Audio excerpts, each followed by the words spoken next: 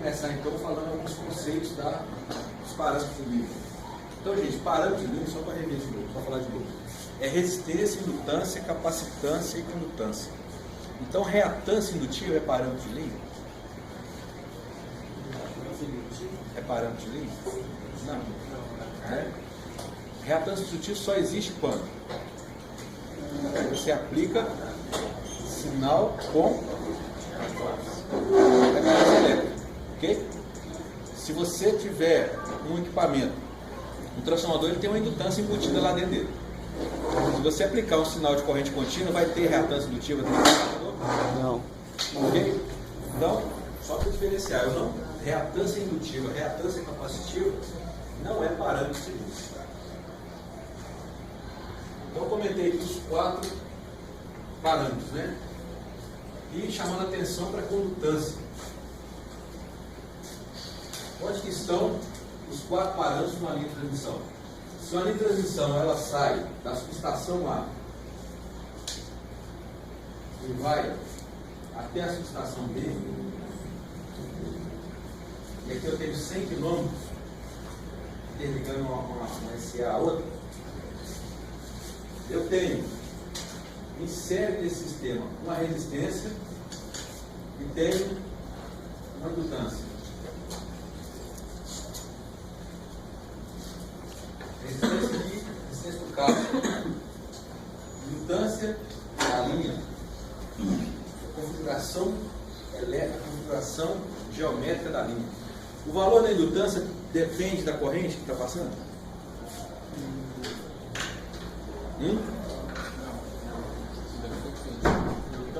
Indutância depende da frequência? Indutância depende de quê? Do material, mas o quê?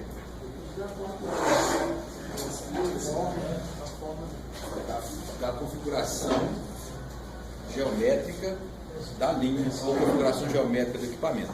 Ok?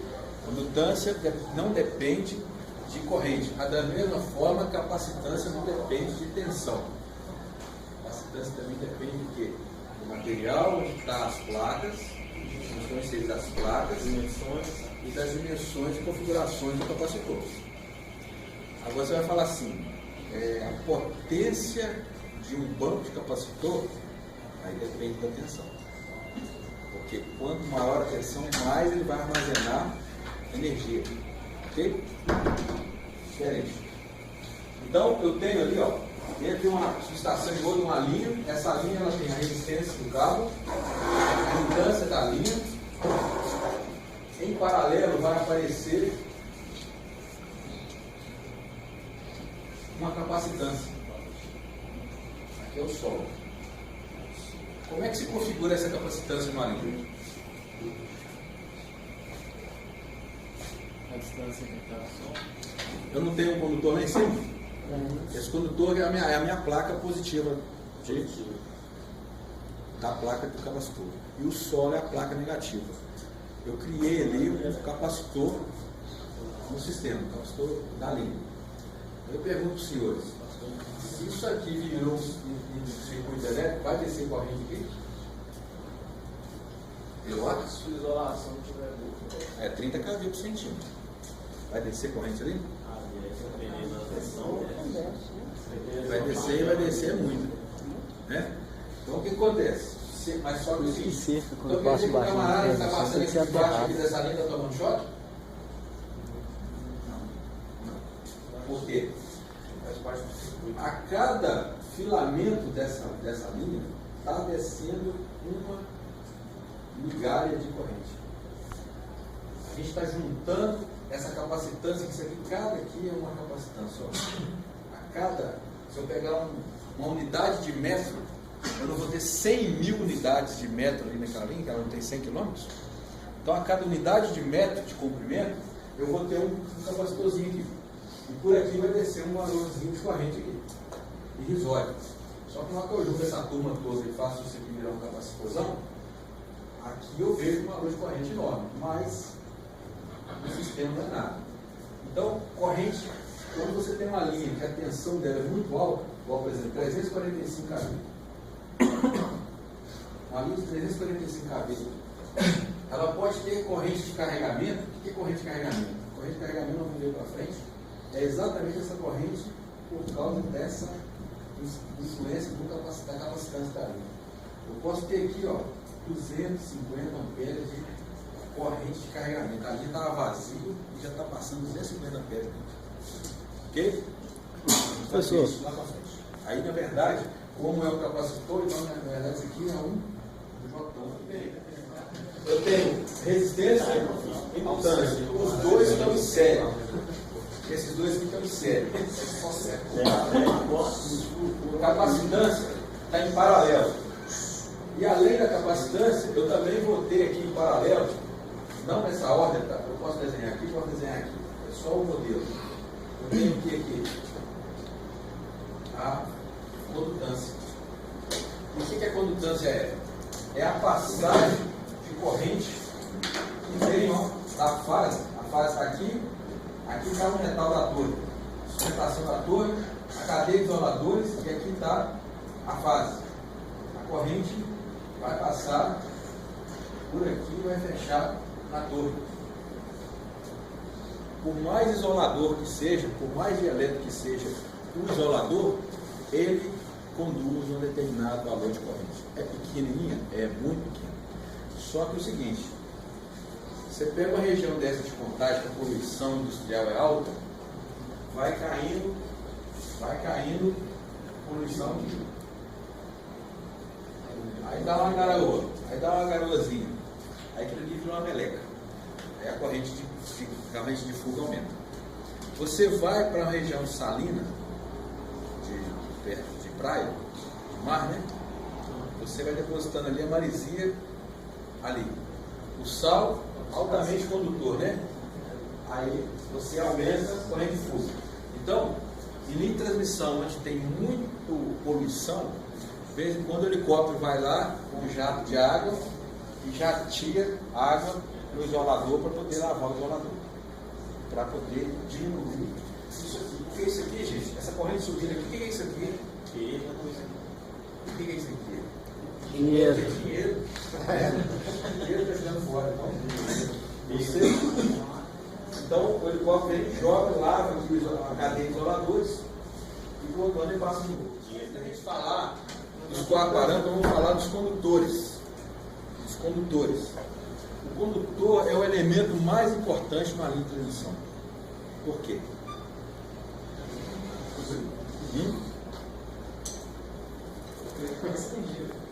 Por ele que passa o quê? Exatamente. Aí o que eu posso pensar do condutor? Se eu aumentar a seção transversal do condutor, eu vou reduzir o quê? Utilidade. Reduzir a resistência, vou reduzir o quê? Dinheiro, né? Diminuir perdas, dinheiro. Né? Então é o seguinte, vou reduzir as perdas áureas e vou reduzir perdas, custo de transmissão. Só que é o seguinte, na hora que eu aumento a seção transversal do condutor, o que acontece com a linha? Mais pesado. Aí eu tenho que aumentar o quê? Estrutura. O tamanho da torre, né? A robustez. capacidade dos isoladores. Eu tenho que aumentar a robustez da torre, eu tenho que aumentar, diminuir os vãos, porque o cabo vai pesar e vai dar mais flecha, não é isso? Então a vida do camarada que projeta uma linha não é muito simples não, porque ele tem que ficar o quê? Se ele aumenta a seção do condutor, ele vai gastar mais com a linha, com a parte estrutural da linha. Se ele diminui a seção transversal do condutor, ele vai gastar menos com a linha, mas em compensação ele vai ter mais perdas na linha. Então o camarada tem que fazer o quê? Ele tem que arrumar o quê? Um ponto ótimo disso aí.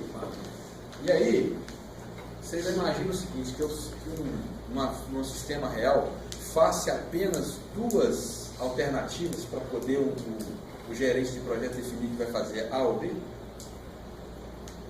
Faz só duas, não. Eu vou fazer essa aqui com uma seção transversal maior e essa outra aqui com uma seção transversal menor. Geralmente é 8, 10 alternativas econômicas. Para quê? No final das contas, porque você tem um custo de investimento inicial, custo inicial alto, quando você coloca o quê? seção transversal maior, você vai gastar mais com o carro, que ele é mais caro, e as coisas vão ter que ser mais robustas. Mas depois você pode, aí você tem então aqui, ó, nessa primeira hipótese, um custo inicial elevado e você vai ter um custo de manutenção e operação baixo. Isso aqui vai dar um resultado ali para você.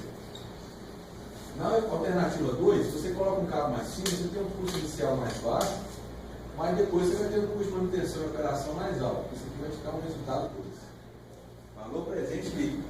Quem tiver das alternativas que o engenheiro definiu, a que tiver o valor presente líquido menor, é a sua alternativa que você vai implantar.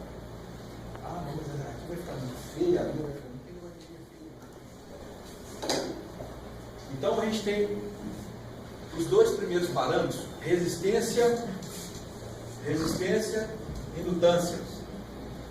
Vão formar a impedância série da linha, ou impedância longitudinal da linha. O que é longitudinal? Tá? No caminho da corrente. Se eu tenho uma impedância em série na linha, a tensão que eu aplico no terminal é a mesma que chega no outro? Não. Então é isso que está falando aqui, olha. A tensão no terminal aqui é aquela tensão lá mais uma aquela tensão. Aí por que o mais aqui? Porque, gente, isso aqui é produto vetorial, então tanto faz o mais para lá ou para cá. Produto escalar, esse mais aqui faz uma diferença danada. Mas produto vetorial, você vai falar produto vetorial e botar, o vetor pode estar negativo, não é isso? Então, não se atenham o que é esse sinal aqui. Soma vetorial, né? Soma vetorial. Soma vetorial precisa de quê? Ambos, né? O vetor tem que ter direção e sentido. Então, ó, impedância precisa de frequência. Então está aqui, ó. A gente vai ver que a resistência ela muda com a frequência. A resistência corrente contínua é um valor, a resistência corrente alternada é outro valor. E a indutância vai virar a nossa reatância indutiva aqui. Ok? Impedância é sempre dada em ohms por quilômetro. Mas quando eu for fazer os cálculos, isso é importante vocês anotarem isso. E tem gente que chega na hora de calcular a impedância, chega lá em ohms por quilômetro, levanta a mão, trocou o pneu. Aí acho que já deve resolver. Eu tenho que calcular o valor da impedância total da linha. Quando eu calcular a impedância total, eu tenho que levar em consideração o tamanho todo da linha. Ok? Então, na hora que eu cheguei aqui, calculei ohms por quilômetro, eu vou pegar a quantidade de quilômetro da linha e multiplicar o valor por quilômetro vezes a quantidade de quilômetros. Para achar a impedância total da linha. Ok? Aí depois, vem agora aqueles dois termos que estão em paralelo na linha, que a gente chama de admitância. Admitância em derivação, admitância shunt, admitância em paralelo, que é o quê? É a condutância mais J ômica capacitância. Está aqui, ó. Paralelo com a linha. Se eu tenho termos em paralelo, a tensão aplicada de um lado é igual a tensão aplicada do outro? É isso? Isso aqui, gente, só é verdade para efeito didático. Porque numa linha de transmissão, o que tem aqui mesmo? Então essa tensão está de cá igual a de cá? Não. Não. Isso aqui é para ele estar querendo esse exemplo do livro lá, ele está querendo mostrar o seguinte, ó. Se tivesse só a admitância e derivação, o que muda é a corrente. Por quê? A corrente sai aqui, ó, do polo aqui, ó, e aí ela chega aqui, ó, vai uma beirada para cá e a outra continua aqui, não é isso? Então tá aqui, ó, a informação importante aqui é que com o sistema com admitância em paralelo, eu tenho um divisor de corrente aqui. Ok? Onde é que está a maior parcela de corrente? Na linha, né? Transmissão da potência. Ok? E aqui, unidade da admitância, Siemens por quilômetro. Como chama esse termo aqui, gente? J ômega C. Suscetância é J ômega C. Reatância capacitiva é sobre J ômega C, não é isso? Ok? Suscetância.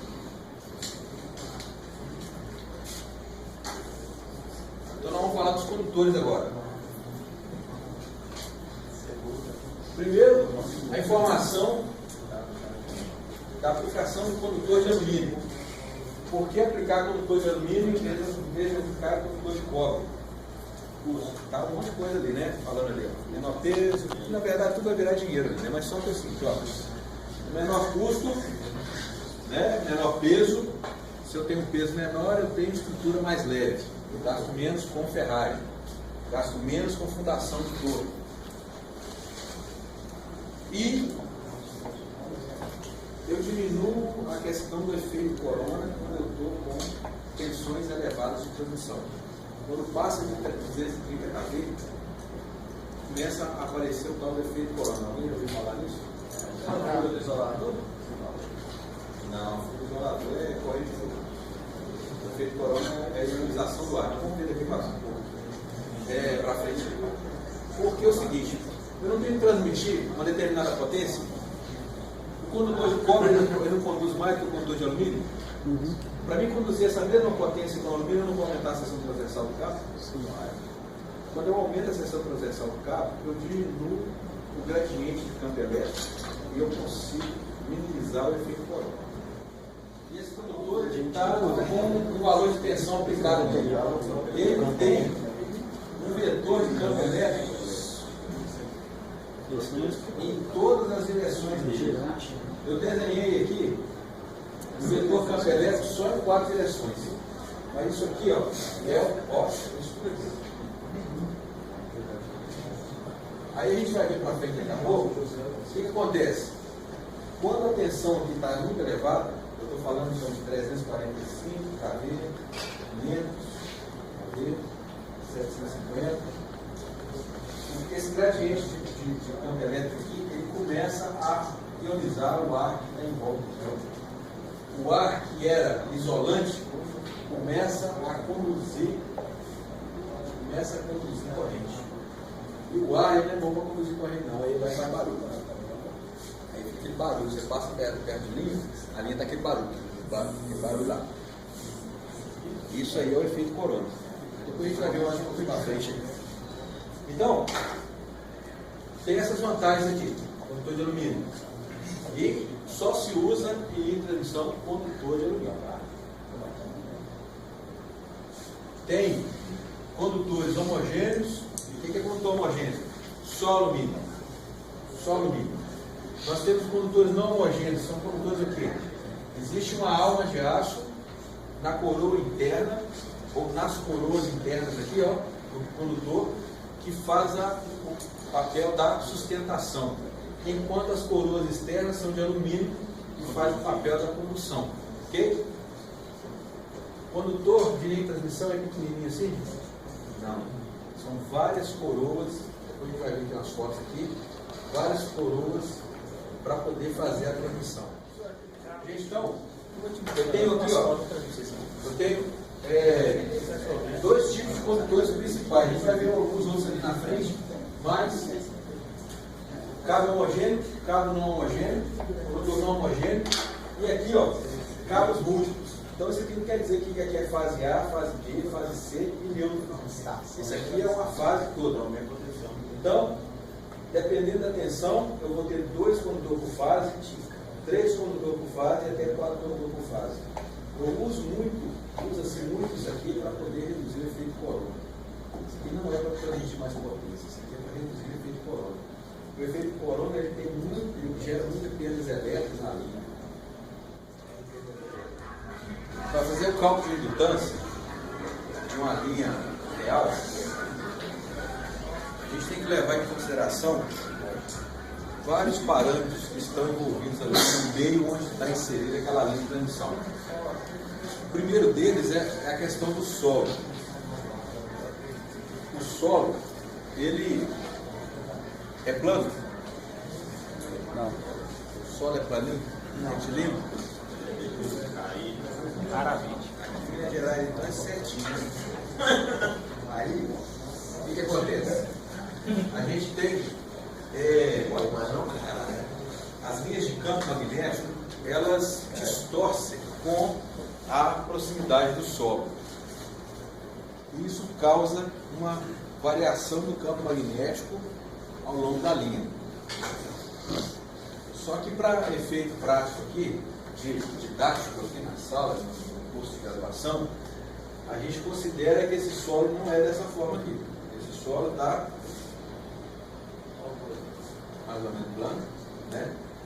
Ok, então vai ter uma distorção de linhas de campo igual para todas as fases. Tem fase A, fase B, fase C na linha, não é isso?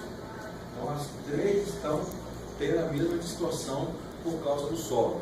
Outra questão é o seguinte, a resistividade do solo.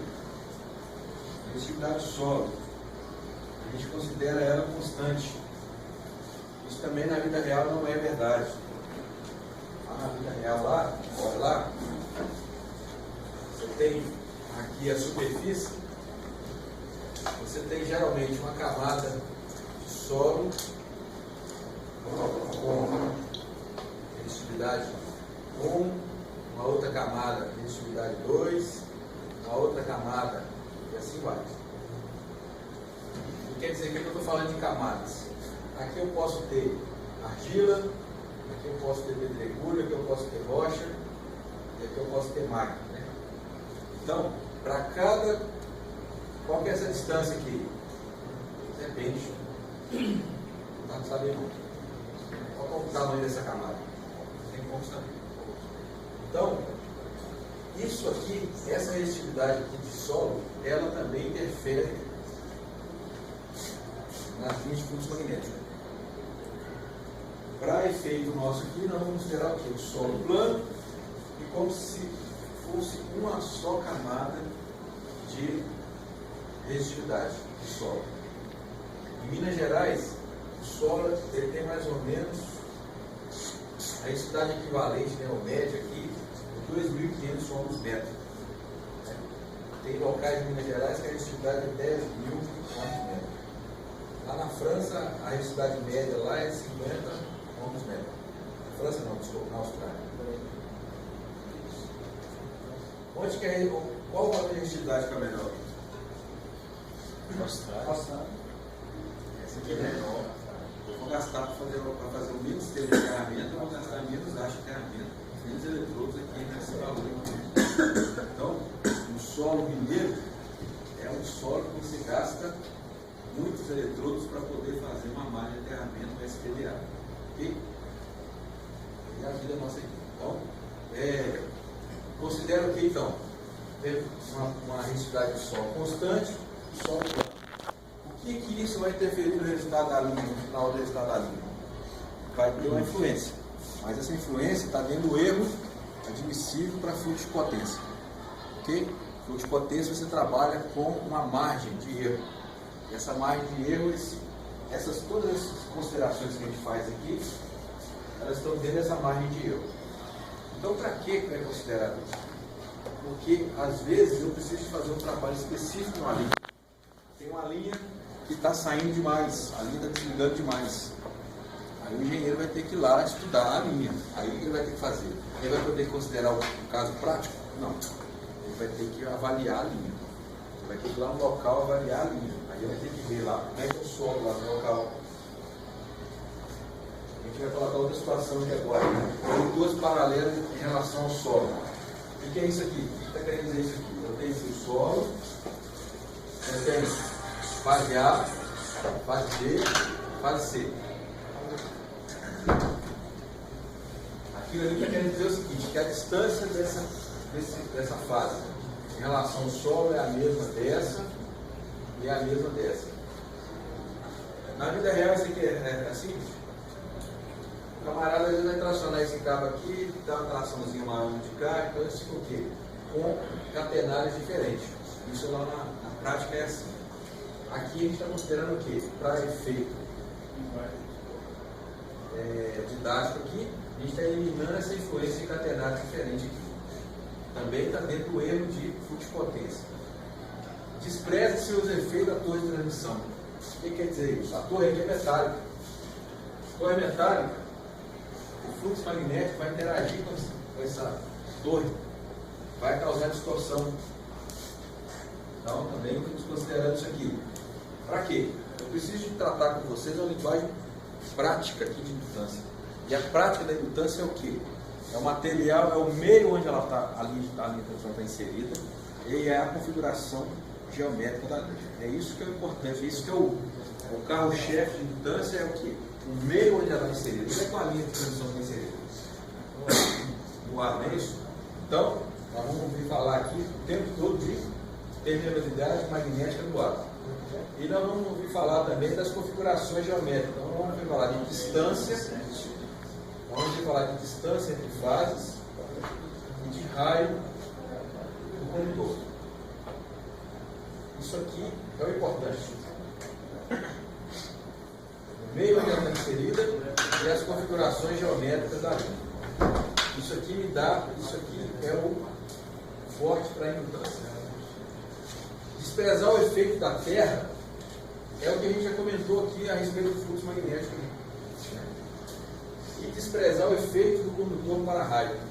Ou melhor, considerar com ele como permeabilidade constante. Alguém já ouviu falar em condutor para-raio de linha? Para que serve? Então, o condutor para-raio é o seguinte: você tem as três fases aqui, ó. As três fases, ABC. Acima dessas três fases na torre de transmissão, geralmente existem dois cabos de seção transversal mais fina que ficam aqui acima dos condutores fase. Esses condutores aqui são geometricamente instalados aqui de forma a fazer um cone de proteção das fases. Exatamente. Então o que acontece? Toda descarga que vem descendo aqui, ó, que vem de ampliando para descer, ela vai, se ela tiver tudo que está dentro desse cone de proteção desse condutor, ela não vai atingir o condutor fase, ela vai cair no condutor para-raio. O que eu ganho com isso? O condutor para-raio está ligado à terra. Então eu ofereço um caminho para descarga mais rápido que ela cair no condutor fase, ter que romper a cadeia de isoladores, né? Vai ter que romper aqui a cadeia de isoladores, o condutor fase está aqui. Se ela cair aqui, ela tem que romper isso aqui para poder aqui ela fechar na terra. Para a linha, essa situação aqui degrada os isoladores. Os isoladores vão começar a perder a função dele. Rapidinho eles vão queimar, vão estourar. Então, o condutor para-raio ele faz o quê? Ele absorve. Isso aqui acontece sempre, gente? 100% das vezes acontece o quê? Porque o quê? Os gaps de descarga eles são de 50 a 100 metros. Cada gap desse, a descarga ela vem, aí ela consegue romper mais 50 metros, a 100 metros, vai rompendo. Então às vezes ela está chegando aqui, ó, e ela está um pouco longe do condutor. Então ela vem para cá, depois ela vem para cá. Então nem sempre eu consigo proteger, mas na maioria das vezes eu consigo fazer com que esse ponto aqui seja mais atraente para ela do que ela enfrentar o condutor fase. Ok? Esse é o condutor para-raio. E ele, por ele estar aqui, ó, ligado à terra, ele também faz com que haja distorção aqui, ó, na linha de campo das fases. Ok? A gente vai desconsiderar isso aqui também.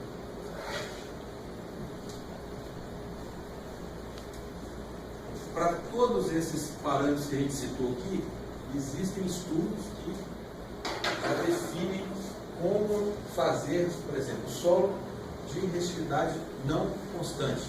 Aí tem uma fórmula de Castro. Aí você vai aplicar lá a fórmula de Castro, a equação de Castro, para corrigir a indutância da linha relativa ao solo, que você vai ter que medir o solo lá da. Você tem que fazer uma perfuração, medir, definir qual é a primeira camada, definir a segunda camada de solo. Geralmente só as duas primeiras camadas são importantes. Então você vai fazer a correção da indutância pela equação de Castro. Mas aqui, para nós vamos entrar com o quê? Meio magnético, meio onde a linha está inserida e configuração geométrica da linha. Essa lâmina aqui, nós vamos dividi-la em duas partes aqui. Ó. Do lado de cá, eu tenho fluxo interno ao condutor, do lado de cá nós vamos falar de fluxo externo ao condutor. Então aqui, ó, o condutor, é o cabo, né? Isso aqui é a periferia do condutor. Como a gente já citou lá na hora que a gente estava falando de efeito pericular, no ponto central do condutor, quanto que eu tenho de fluxo magnético aqui? Zero. Quanto que é o campo magnético ali no ponto central? Zero. À medida que eu vou andando para a lateral do condutor, ó, aqui é o raio do condutor, ó, raio. E se eu vou andando com o raio para a lateral do condutor até atingir a periferia do condutor, nesse ponto aqui, qual é o valor do campo magnético? Máximo. Então aqui nesse ponto eu estou conseguindo pegar todas as linhas de campo que eu tenho dentro desse condutor. Ok? A corrente está passando aqui, ela está gerando esse fluxo magnético interno aqui. Ó. Existem nos livros aí a dedução dessa equação, mas o que é interessante para nós aqui é entender o seguinte: dentro do condutor, a indutância interna ela vai valer o quê? A permeabilidade magnética do ar sobre 8π. Mas peraí, dentro do condutor tem ar?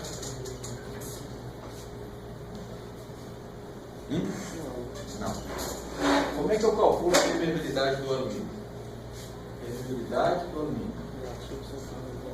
Relativa vezes a permeabilidade do ar, não é isso? Então o que esse cara fez aqui? Esse cara está querendo facilitar a vida da gente. Ele pegou esses valores aqui do alumínio, transformou dentro da equação e fez ela em função do ar. Por quê? Do lado de lá não é o fluxo externo? O fluxo externo é ar? Então, aqui ó, também tem o ar. Então ficou o quê? Eu vou ter que somar as duas. Então eu somo o quê? Ar com ar. Ok? Não é que aqui, ó, a indutância interna é a permeabilidade do ar sobre 8π. Não tem ar aqui na forma trabalhada. É só uma forma trabalhada e equacionada, ok? Todo mundo entendeu isso aqui? Depois chega lá na hora de estudar e fala, ué, o que pode ser? Então, é para entender o seguinte, que é igual o ferro silício, né? A permeabilidade do ferro silício, ela vale de 2.000 a 80.000 vezes a permeabilidade do ar. Ok? Ferro silício. Ok, esse lado de cá, então, lado esquerdo, é relativo às linhas de fluxo internamente. Do lado de cá, agora, onde é que está a periferia do condutor? Ela está aqui. Aqui está a periferia. Qualquer ponto fora aqui agora já é ar. Ok?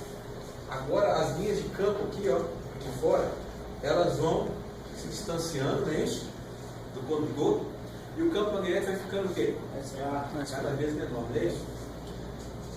Eu tenho uma fase aqui, ó. Imagina que aqui agora, eu desenhei esse desenho aqui agora, é esse condutor aqui.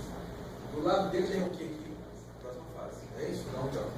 Então tem aqui. Vamos imaginar que eu estou falando aqui da fase A. Aqui do lado tem a fase B, e aqui do lado tem a fase C, não é isso? A interação magnética, gente, dessas linhas de campo vai influenciar a indutância desse rapaz aqui. E o desse cara aqui vai influenciar a do outro ali. Acontece a mesma coisa, as linhas de campo continuam andando e vai atrapalhar aqui a vida do C. E o C vai atrapalhar a vida do A, não é isso? Esse troço aí tem bem embolado aí mesmo. Aí, o que acontece? Como é que funciona aqui agora a indutância externa? Ela vai valer um valor do meio onde ela está inserida e o logaritmo natural da distância 2 sobre a distância 1. Quem que é a distância 2? A distância 2 é a distância que eu tenho do centro de uma fase até o centro da outra fase que eu estou fazendo a análise.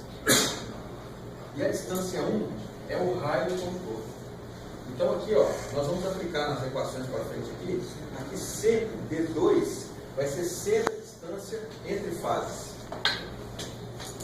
Então, sempre analisando o que esse fluxo magnético dessa fase está provocando na fase adjacente e na fase mais distante. E o D1 é sempre o tamanho do raio do condutor aqui. Ok? D1 aqui, ó, depois vocês vão ver lá na material, D1 é o raio do condutor D2 é um ponto de observação qualquer. Um ponto de observação qualquer nosso não tem nada de qualquer, é a outra fase, tá? Nesse caso aí, o D2 ele vai ser entre A e B e A e C? Exato. Aí, Francival, o que acontece? A distância não é diferente? Né? Eu vou ter que arrumar uma distância equivalente ali. Tá? Aí nós vamos ver para frente o que é a distância equivalente. Tá ok? Porque o que acontece?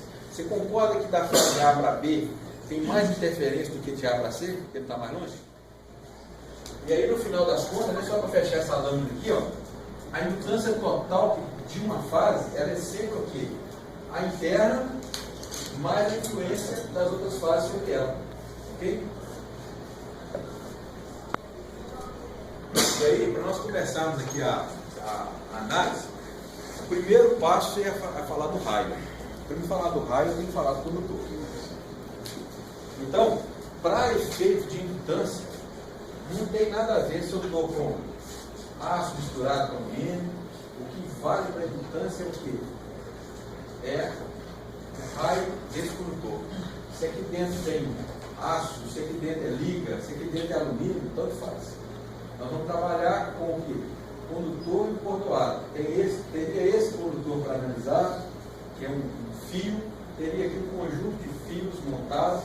Isso aqui não se usa, isso aqui não se usa. O que se aplica aqui é um condutor único por fase, um cordoado. Essas protuberâncias que tem aqui, ó, devido ao encordoamento, está vendo aqui, ó, tem uma protuberância. Esse condutor aqui, ele é perfeito igual a esse aqui? Não. Isso aqui causa distorção na linha, no campo magnético. Mas essa distorção é desprezível para efeito prático do sistema de potência. Porque sistema de potência eu preciso de saber que a indutância deu 2,05 miliamperes, ou se ela tiver dado 2,04 miliamperes, isso aqui vai se transformar em quê? Em reatância indutiva, não é isso? Para efeito de sistema de potência, eu estou de bloco de energia, essa diferença aqui, ó, que é lá na casa desse milésimo, por causa desse encordoamento, é insignificante. Ok? Então, mas isso aqui, para quem for ser cientista aí na frente, aí eu já tenho que ficar usando a continha tudo, aí já faz diferença. A mesma coisa aqui, ó, que é a questão daquele corômetro. Na fase, eu tenho mais de um condutor. Eu posso ter 1, 2, 3, até 4 condutores. Isso aqui também provoca uma variação na indutância. Isso aqui nós vamos falar. Isso aqui é preponderante. Então nós vamos trabalhar com os dois casos aqui. Ó. O primeiro caso que nós vamos ver na aula de hoje é condutor único, por fase. Depois a gente vai ver, não tem mais tempo.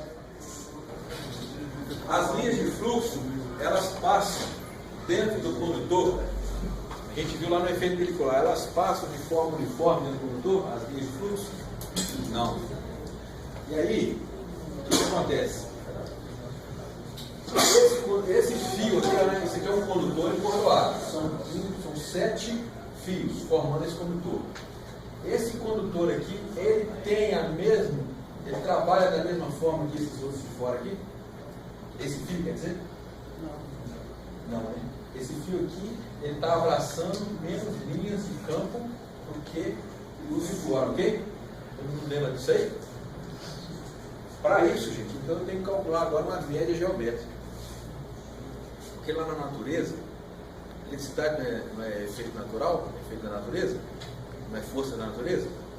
Então lá na natureza, a média que se trabalha é média geométrica, né? Média aritmética e média ponderada, esses troços é coisa de ser humano. Então lá na natureza a coisa funciona na ordem geométrica. A mesma coisa, por que logaritmo natural? Por que logaritmo natural aqui? Porque na natureza tudo se processa ou pelo número natural que é o E, né, ou pelo logaritmo natural do E. Então a gente tem que trabalhar o tempo todo esse número natural aqui, quando ele foi inventado, não tiraram da cabeça de ninguém não, porque perceberam que os fenômenos naturais se desenvolveram, se processaram de acordo com esse número natural, a maioria deles. Né? Então, aqui também a gente cai na questão do, vamos ter que calcular agora a média, e a média aqui é geométrica. Então, para um condutor de 7 fios, eu vou ter uma média, vou ter que calcular uma média geométrica, aí vai dar uma média geométrica de um índice 49 na raiz. Aí você imagina, então nós vamos ter que fazer agora o cálculo de aquela coroa de 81 fios, né? Aí nós vamos ficar aqui fazendo o cálculo aqui até depois da manhã, né? Porque nós temos que fazer o quê? Esse condutor aqui interagindo com 7, interagindo com 4, interagindo com 3, interagindo com 2, interagindo com 6, interagindo com 5. Depois eu vou fazer esse aqui, a interação dele com todos eles. Aí o que o cara fez, o fabricante? Ele falou, não, gente, vamos fazer essa contada. Você vai lá na tabela e pega lá o valor do RMG lá na tabela. O RMG é o raio médio geométrico. Não está escrito aqui não, mas RMG é raio médio geométrico.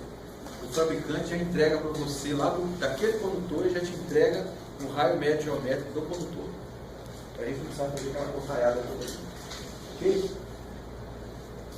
Preciso de fazer o que? A interação magnética de cada fio, porque a distribuição de fluxo não é igual aqui dentro. Cada um participa de uma forma. E aí?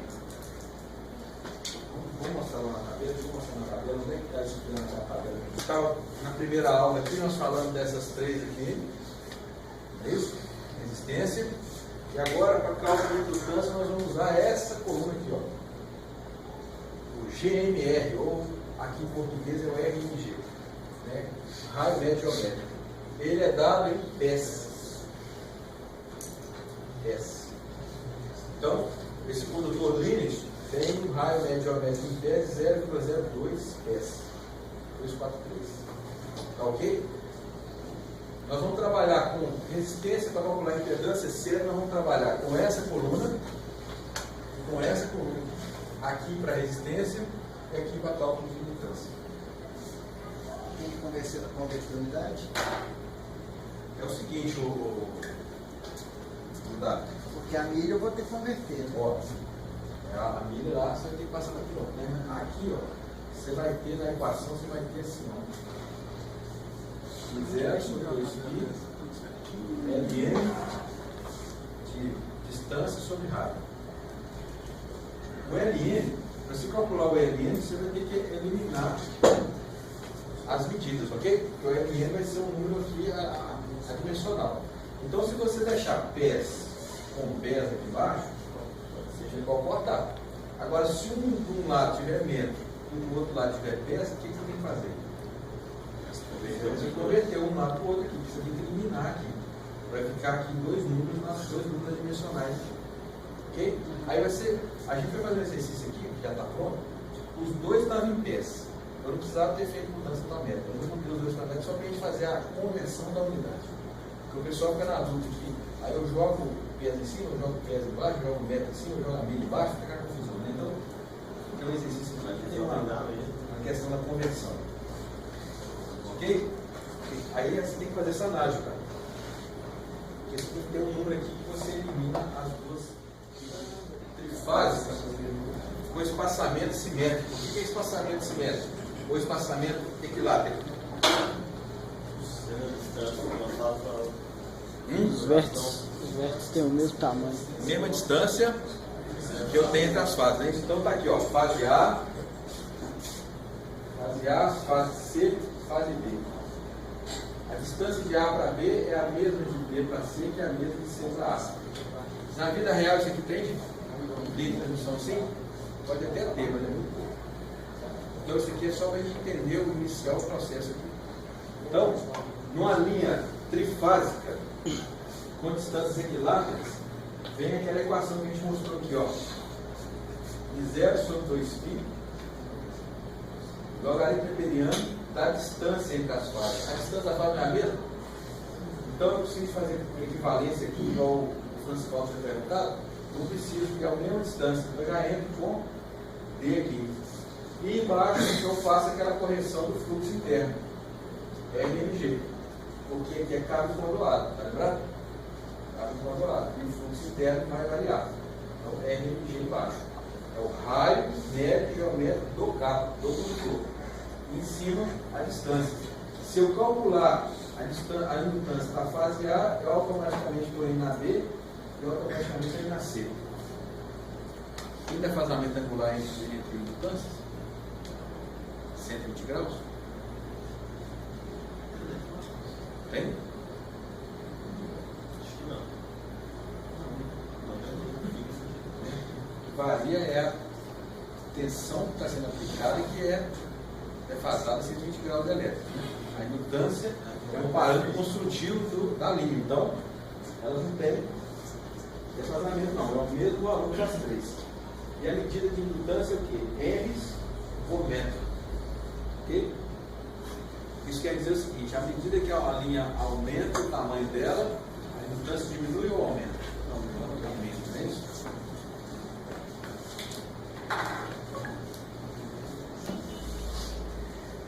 Então, o cálculo de indutância, se souber usar a tabela para pegar lá o valor do RMP e pegar o valor da distância aqui, isso aqui é só conversão de unidades, você tem que tomar cuidado aqui na hora de fazer essa conta real aqui.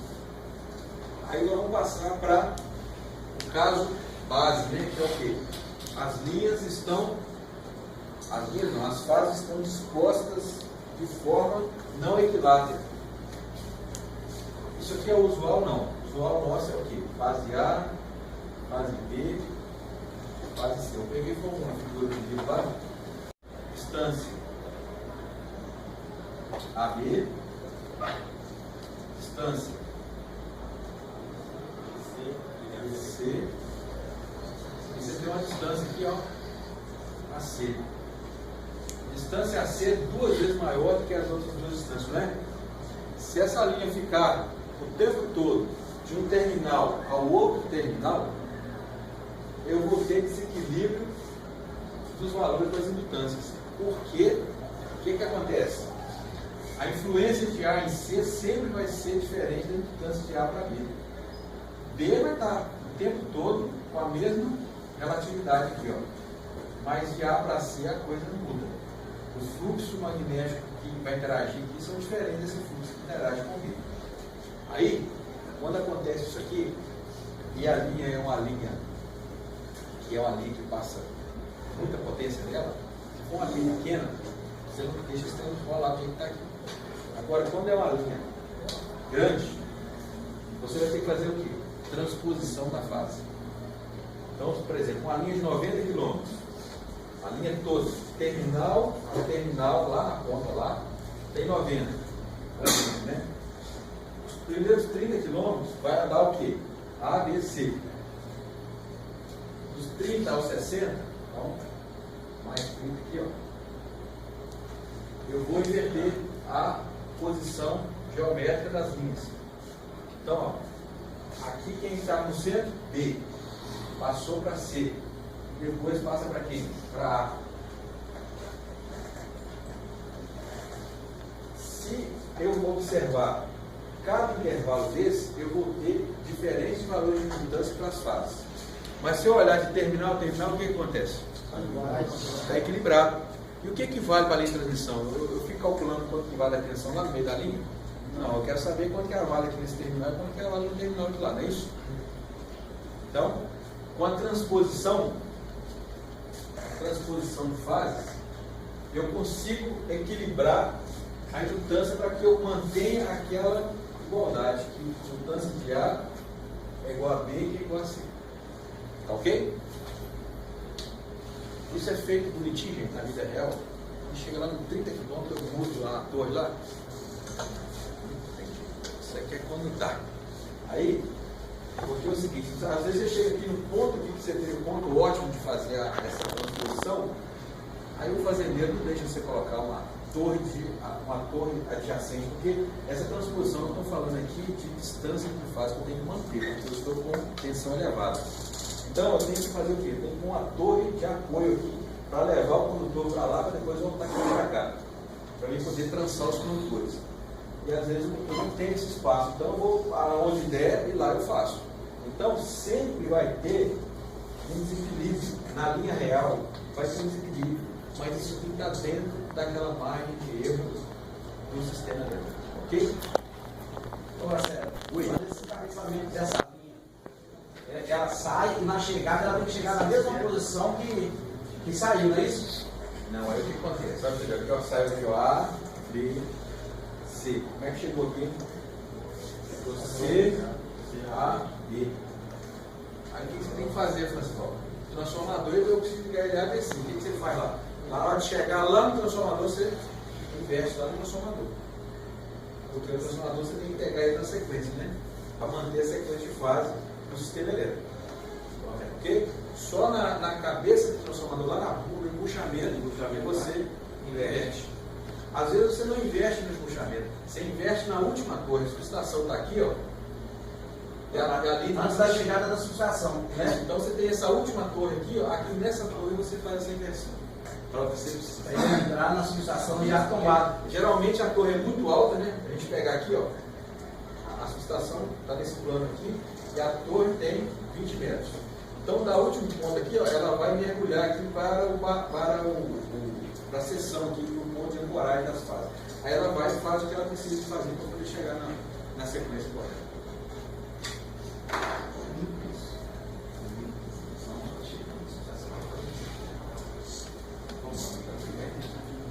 Então, eu garantindo essa transposição, que eu já comentei aqui que na prática isso aqui não existe nessa perfeição toda aqui, mas para efeito didático aqui nós vamos trabalhar com a transposição perfeita. Como é que é feito o cálculo de algoritmo lá de indutância? Considera também transposição perfeita. Por quê? Dentro da margem de erro do sistema de potência, isso aqui funciona. Não? Vai lá. Confia. Então, gente, ó, quando eu tenho diferentes distâncias entre as fases, eu tenho que calcular uma distância equivalente. Aqui no caso, a distância de A para C continua sendo a maior. Como é que eu calculo aqui agora, ó, essa distância equivalente? Vou pegar uma raiz cúbica das três distâncias, multiplicação das três distâncias. Beleza? Nós vamos ter um exercício simples. Bora aqui. Então, o nosso exercício aqui, ó, é o seguinte: de 138, ele tem 26 km de extensão. É um condutor DRAC e tem essa configuração aqui abaixo. É o seguinte: a linha tem 26 km de extensão, o cabo é um cabo DRAC.